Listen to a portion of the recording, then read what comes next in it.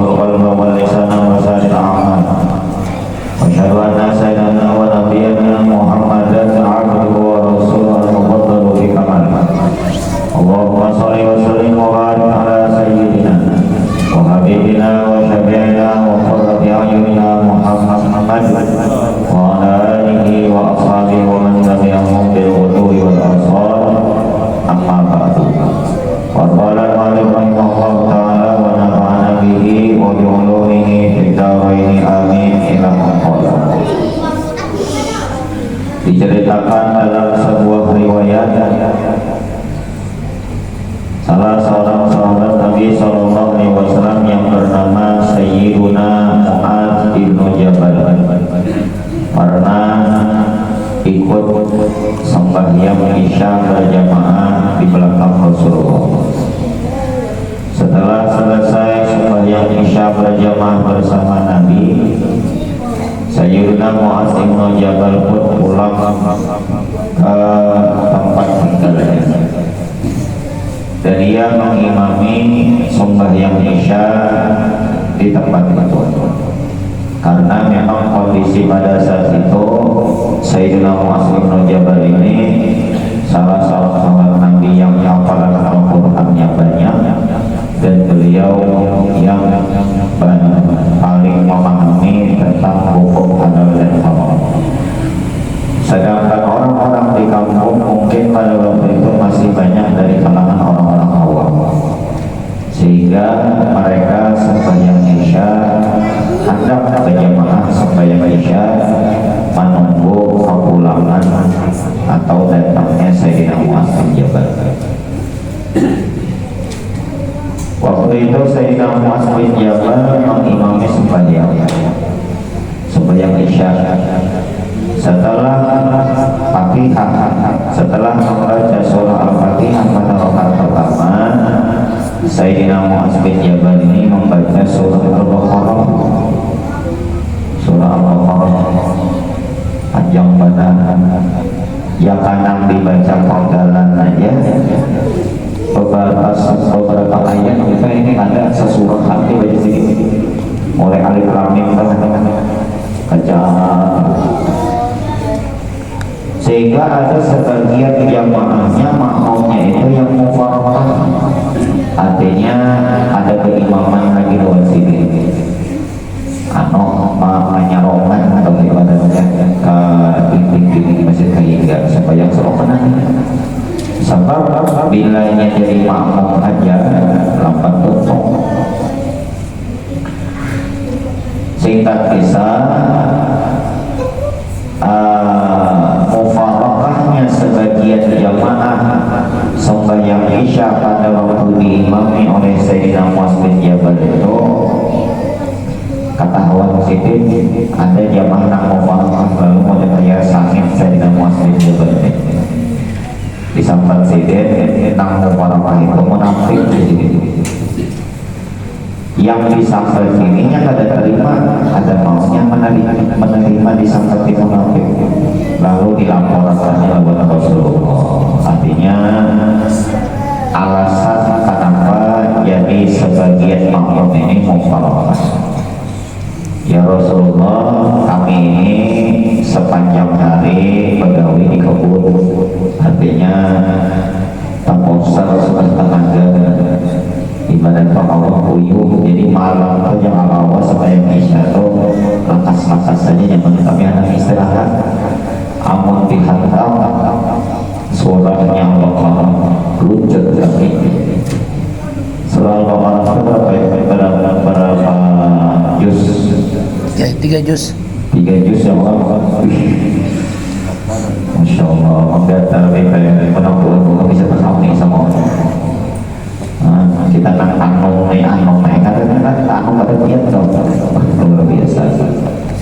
Maka bacaan Sayyidina Mu'adz ini kada laju sedikit arti lambat.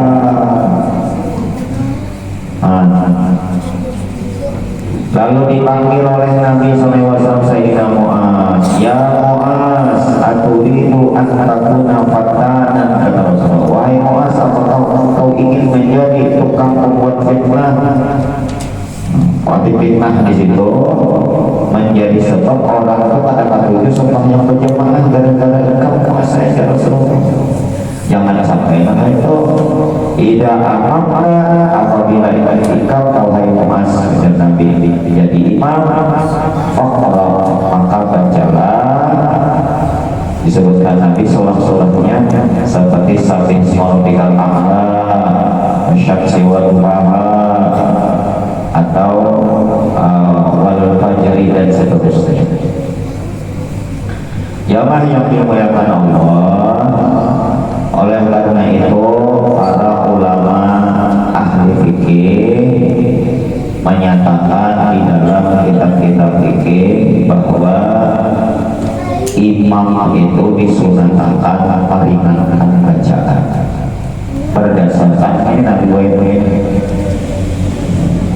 Ringan dalam artian masih mengerjakan sunat abad dan sunat hayat. Jangan juga meringankan kalau sunat abad ditinggal, sunat hayat ditinggal pas itu ringan benar sunat hayat itu kayak membaca doa kita artinya masih dibaca masih tasbih 3 kali waktu rukuk, zikir yang dibaca waktu i'tidal, tasbih yang dibaca waktu sujud, doa yang dibaca waktu duduk di dalam sujud. Dan kalau sunat abad itu misalnya kayak duduk tasyahud awal masih itu.